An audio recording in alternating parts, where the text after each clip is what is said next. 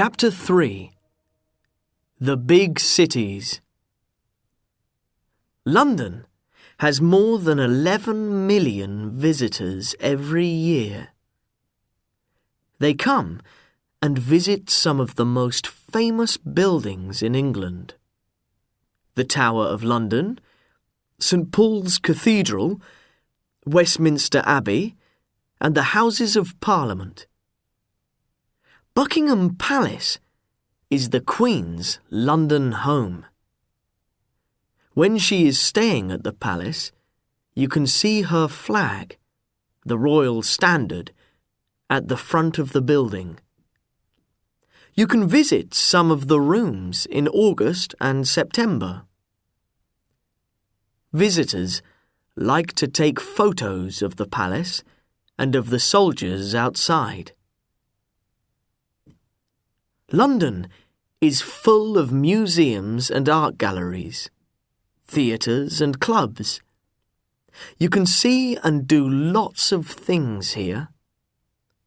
For more about the city, read London, Oxford Bookworm Stage 1 Fact Files. Birmingham is England's biggest city after London. In the year 1086, there were just 25 people in Birmingham, but now there are more than 1 million. Hundreds of years ago, people came to Birmingham's big market. Later, they came for work. Birmingham was called the workplace of the world. People made everything here, from cars to chocolate. Now, it is famous for music, art, and shopping. It is the home of the City of Birmingham Symphony Orchestra. You can hear them at Symphony Hall in Broad Street. Or you can listen to rock music from some of the UK's best bands at the Birmingham Academy in Dale End. Birmingham Museum and Art Gallery in Chamberlain Square is one of the best galleries outside of London, with many wonderful paintings. At the Think Tank Museum, you can learn about Birmingham's past, present, and future. There is also the National Sea Life Centre and the Birmingham Railway Museum. For shopping, go to the Bullring. There are more than 160 shops in this big shopping mall, and you can see Selfridge's amazing building here. There are a lot of good places for food in the city, and many are not expensive. Go to the Chinese Quarter near New Street Station for the best Chinese restaurants. Liverpool stands by the River Mersey on the northwest coast of England. It was the home of the Beatles in the 1960s, and many visitors go to the Beatles Story exhibition or take a Beatles tour. But it is also the home of the Grand National, one of England's most famous and important horse races, and 2 famous football clubs, Liverpool and Everton. Albert Dock has shops, restaurants, bars, museums, and art galleries. The first docks in Liverpool opened in 1715. Between 1830 and 1930, 9 million people from all across Europe left Liverpool for a new life in America, Australia, Canada, or New Zealand.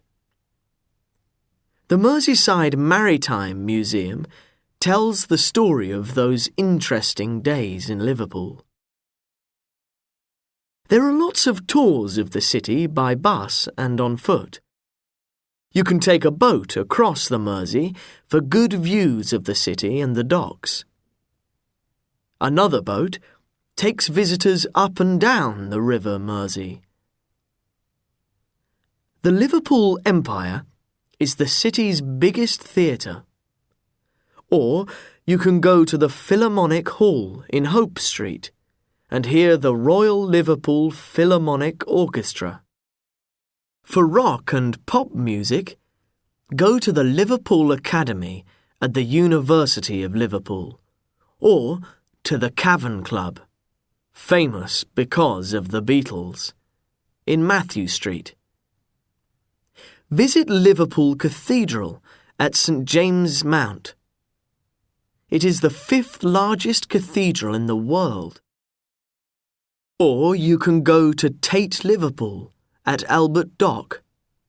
It has one of the best exhibitions of 20th century art outside of London. Manchester has one of the most famous football clubs in the world, Manchester United. It also has Europe's biggest shopping mall, the Trafford Centre. This has 280 shops, lots of cafes and restaurants, and a big cinema. You can drive there or go by bus from the city centre. For small shops and pubs, visit the Northern Quarter. Affleck's Palace has more than 50 interesting shops in one building. King Street and Bridge Street have lots of clothes shops. The city has many interesting museums. At the People's History Museum, at the Pump House in Bridge Street, you can learn about the lives of working people over the last 200 years. The Lowry at Pier 8, Salford Quays, is a wonderful new building with theatres and art galleries and pictures by the Manchester artist L.S. Lowry.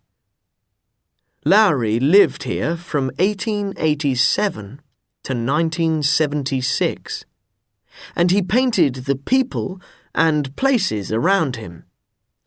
People at work, people in the streets, at football games, places in the city and in the country.